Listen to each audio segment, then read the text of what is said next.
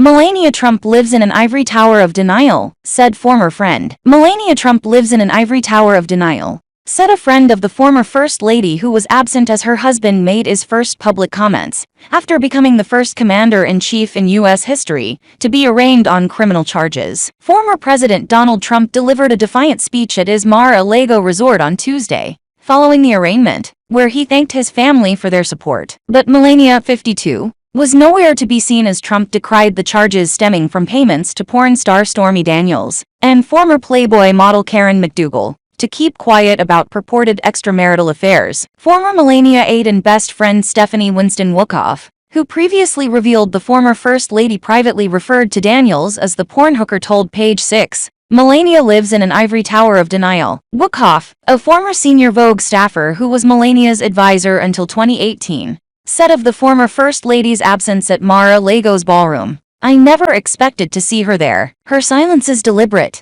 It is her weapon of choice in her protective armor. Of course she knows about Donald's affairs. She knows everything. But her silence is her dignity. She will stand by her husband, as she always does. I don't think Melania is humiliated by his affairs, but she is angry. But that doesn't mean she's going anywhere. Still, she isn't leaving him, Wookoff added. This is a transactional marriage. She knew what she was getting into when she married Donald. Her means of survival is to just act like it never happened. Privately, Melania says people are just jealous, and she hoped the Stormy Daniels scandal would be swept under the carpet. Her way of coping is to never let her feelings show or affect her. I predict we will see her back at his site at the next social event at Mar-a-Lago. Wookoff added Melania would go to great lengths to avoid situations where she might be quizzed by the media about her husband. Melania believes she doesn't have to answer or explain herself to anyone, so she's not going to put herself in that position. Wookoff also writes in her tell-all memoir, Melania and Me, The Rise and Fall of My Friendship with the First Lady, about how I'd known all along how impenetrable and unflappable she was.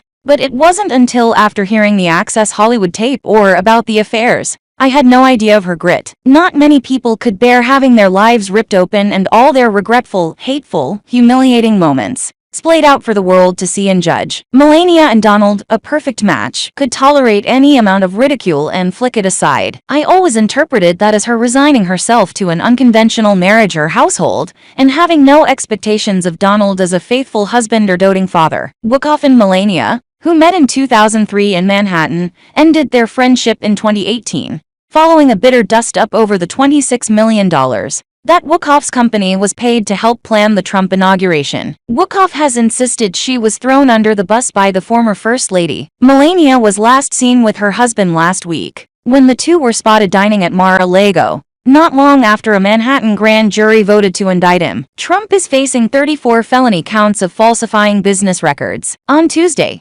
Trump delivered his primetime post-arrest message surrounded by family, including sons Don Jr. and Eric Trump, plus daughter Tiffany Trump. Ivanka Trump and husband Jared Kushner were in Wyoming to celebrate Passover. Trump, 76, told around 400 supporters at his Palm Beach, Florida, residence and club, I have a great family, and they've done a fantastic job, and we appreciate it very much. They've gone through a lot. I have a son here, Don Jr., who has done a great job. Another son here, Eric, who has done a great job, and Ivanka, added Trump. And Barron will be great someday, the former president went on, mentioning his teenage son with third wife Melania. He is tall and he is smart. But the former First Lady was not mentioned nor singled out for praise. Oddly, her father, Victor Navs, was present for the speech and sat between the former president's two sons. The Post reported that Michael LaRosa, a former spokesman for First Lady Jill Biden, suggested on Twitter that Melania's absence from her husband's speech was significant. Prior to Trump appearing in the doorway,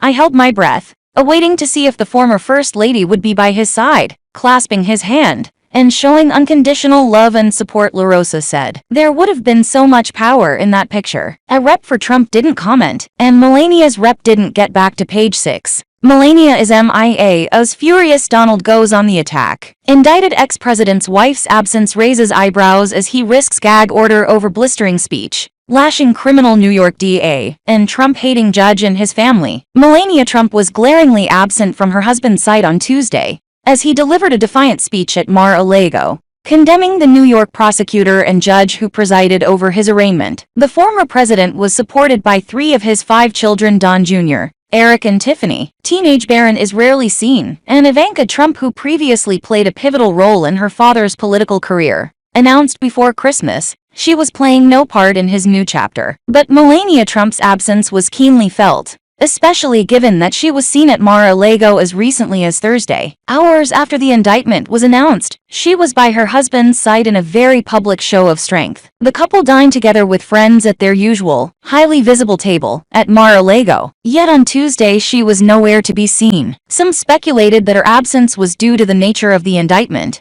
and the fact was connected to allegations he cheated on her with Stormy Daniels and Playboy model Karen McDougal. Before the indictment was announced last week, a source told People that Melania, 52, is leading her own life and still feels happy at Mar-a-Lago, but remains angry and doesn't want to hear about the alleged $130,000 in hush money to Daniels. An insider told the magazine they weren't expecting the indictment, but Melania will support him. That's what she does. They are a family. Another said her focus is on 17-year-old Barron. She is aware of who her husband is and keeps her life upbeat with her own family and a few close friends, one of the insiders added. Donald Trump used his speech to tear into the judge and district attorney in New York, who oversaw his arraignment on Tuesday, going after Judge Juan Merchan's family and calling Alvin Bragg a criminal. In a burst of fury during his 25-minute remarks to a packed crowd of family and supporters at Mar-a-Lago, Trump let his frustration with the case shine through. He slammed his legal opposition, despite a warning from Merchan to use his words carefully in order to avoid a gag order. The former president described his foes as a Trump-hating judge with a Trump-hating wife and a family whose daughter worked for Kamala Harris, which drew groans from the crowd. Trump also said the real criminal in the case is Bragg, accusing him of leaking grand jury information. The criminal is the district attorney because he illegally leaked massive amounts of grand jury information, for which he should be prosecuted, or at a minimum, he should resign, he said to Cheers. There were some leaks about how many charges Trump would face and related to what matters, but the indictment remained sealed until the former president was officially charged on Tuesday. Trump was free to speak, but with some caution about what he could say. Merchan did not slap a gag order on Trump, as the former president's lawyers feared may happen, but the judge warned during the arraignment on Tuesday that he could hand down a gag order against the ex-president if he makes social media posts inciting violence. A gag order would prevent Trump and his legal team from discussing the case publicly, which would extend to the defendant's favorite form of communicating with his base, social media. It's unclear if Trump skirted that line in his remarks on Tuesday evening. He went after Judge Merchan's daughter and Bragg's wife in his attacks, and, in contrast, thanked his own family for their support. Most of Trump's children were present on Tuesday night. Ivanka and Barron were the notable absences. Melania Trump also was nowhere to be seen. Lauren Merchan, the judge's 34-year-old daughter, is partner and president of Authentic Campaigns, a progressive digital firm, and worked on several high-profile Democratic campaigns, including for President Joe Biden. Lauren worked as the director of digital for Harris's 2020 presidential campaign from February 2019 until December of the same year, according to her LinkedIn. Merchan's firm, Authentic, continued working for Harris and then candidate Joe Biden after the eventual first-ever female vice president ended her unsuccessful campaign for president and joined Biden's ticket. She concluded her work with the campaign to move to fill the same role at Authentic Campaigns, progressive digital strategies firm. She climbed the ladder over 5 years at the firm and is now partner, president and co of Authentic Campaigns. Bragg's wife, Jamila Ponton Bragg, had been active on Twitter, posting derisive tweets about Trump. She has locked her account after the former president targeted her. In his remarks, Trump tore into the investigations against him, calling them an insult to our country, and he lashed out at prosecutors investigating him and complained about the probes he faces. I never thought anything like this could happen in America. The only crime that I've committed is to fearlessly defend our nation from those who seek to destroy it,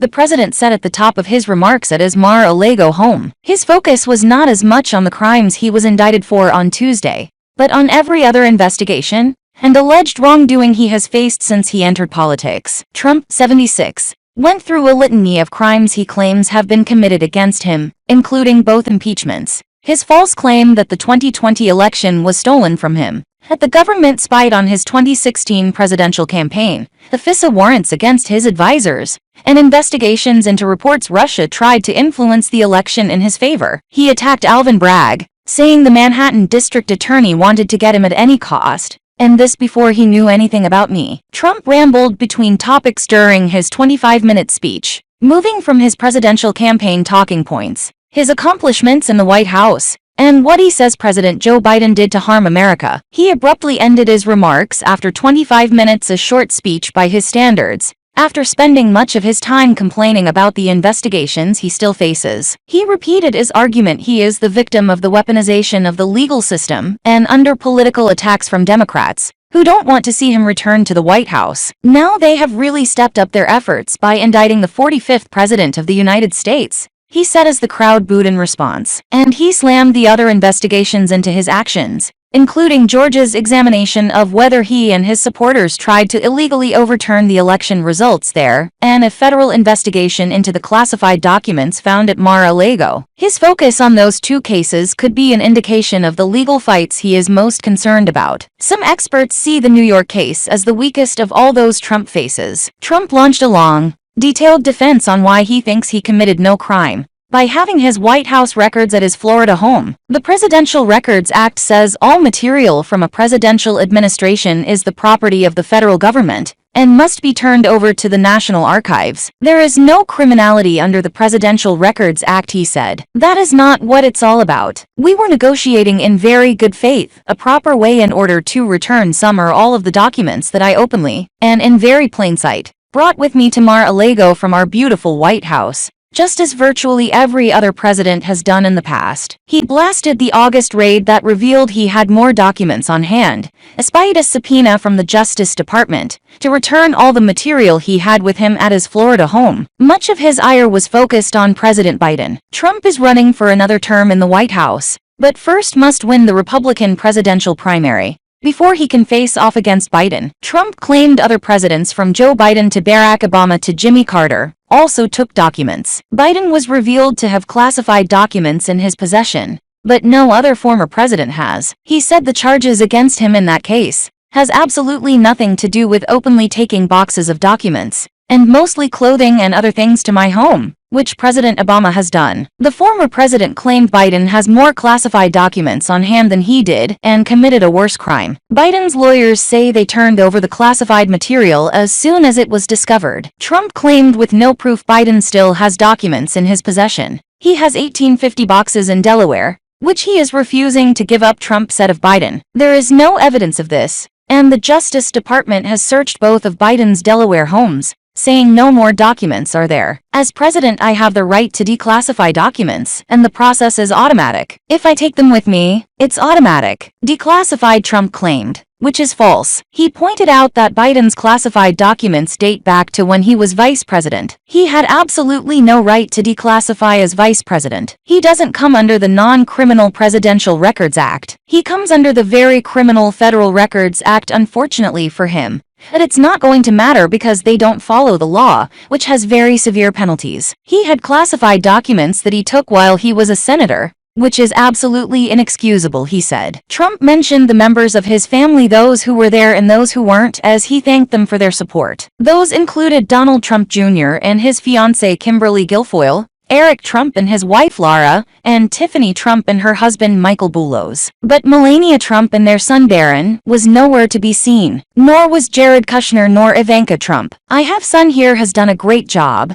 and I have another son here has done a great job, the former president said, referring to Don Jr. and Eric. And Ivanka, he added, and Barron will be great someday. He's tall and he's smart. But I have a great family, and they've done a fantastic job, and we appreciate it very much. They've gone through a lot. Trump flew back to his home in West Palm Beach, Florida, after he became the first former president to be charged with a crime. He left the courthouse to go straight to LaGuardia Airport, where he boarded Trump Force One for the flight to Palm Beach International Airport. He left the immediate post-arraignment messaging to his team of lawyers, but the judge in the case didn't issue a gag order against the former president, which his lawyers feared might happen, leaving Trump free to comment on the case. And Trump made his first public comments on the arraignment in his safe space, his private club on the Atlantic coast, before an all-star team of his supporters, including Representatives Matt Gaetz and Marjorie Taylor Greene, longtime advisor Roger Stone, Mipolo CEO Mike Lindell, and failed Arizona gubernatorial candidate Kari Lake. He spoke in the same ballroom where he announced his presidential campaign, and where he has popped in on Saturday night weddings. When he was president, he referred to his estate as the Winter White House. His primetime speech comes after District Attorney Alvin Bragg unsealed the 34-count indictment against him,